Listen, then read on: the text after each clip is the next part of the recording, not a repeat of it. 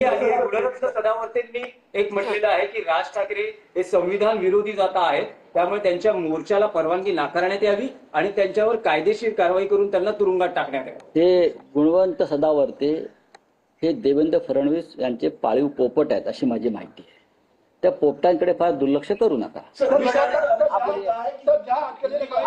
बोलिए। सर जहाँ अटकलें लगाई जा रही थी राज ठाकरे और उद्धव ठाकरे एक साथ आएंगे, आपने ट्वीट कर जिस तरीके हिंदी शक्ति को लेकर एक साथ आ पा रहे हैं दोनों भाई, क्या एक साथ आएंगे, क्या है ये पूरा मैसेज ट्वीट कर? बात ऐसी है, किसी भी भाषा को हमारा विरोध नहीं है।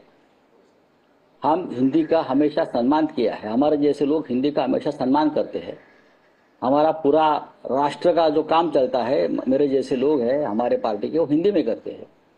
लेकिन प्राइमरी स्कूल में क्लास चौथी तक का जो आपने निर्णय लिया है त्रिसूत्री भाषा सूत्र का, कि हम तीसरी भाषा हिंदी का आपको कंपलसरी करेंगे, ये स्कूली बच्चों के ऊपर एक बोझ है। ये एकेडमिक विषय भी है, ये भाषा का विषय भी है और भी कुछ है। तो इस बारे में राज ठाकरे जी ने एक आंदोलन की घोषणा की थी 6 तारीख, और माननीय उद्धव ठाकरे साहब ने घोषणा की थी 7 तारीख। दो अलग अलग मोर्चे निकल रहे थे एक ही विषय पर। तो एमएनएस चीफ राज ठाकरे जी ने कल मुझे फोन पर बताया कि भैया ये ठीक नहीं लगता है, विषय एक है हमारा और मराठी मानुस के दो दो बड़े मोर्चे निकलेंगे, उसे मैसेज ठीक नहीं जाएगा। हमको एक साथ मोर्चा निकालना है और सबको उसमें शामिल करना है। तो मैंने उस बारे में माननीय उद्धव जी से बात की। उद्धव जी ने भी हाँ कहा कि ये बात सही है, हमारे भी कोई इसका अहंकार नहीं कि अलग अलग मोर्चे निकाले। लेकिन रविवार को महाराष्ट्र में बड़ा त्योहार होता है आषाढ़ी एकादशी का, पंढरपुर विठल का, तो लाखों लोग वहां चले जाते हैं, तो मोर्चा को सफलता नहीं मिलेगी।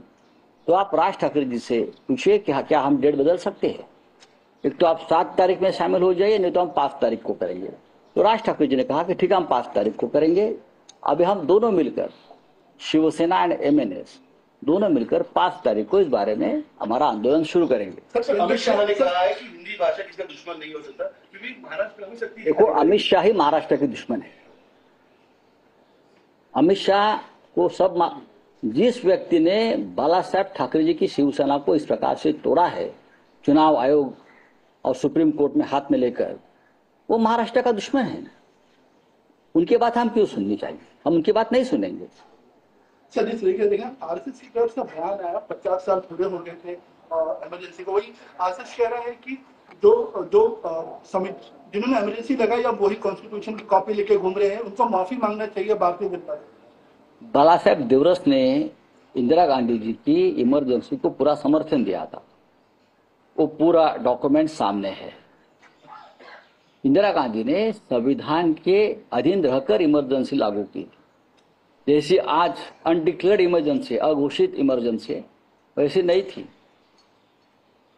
बाला साहेब देवरस ने आपातकाल को समर्थन दिया था।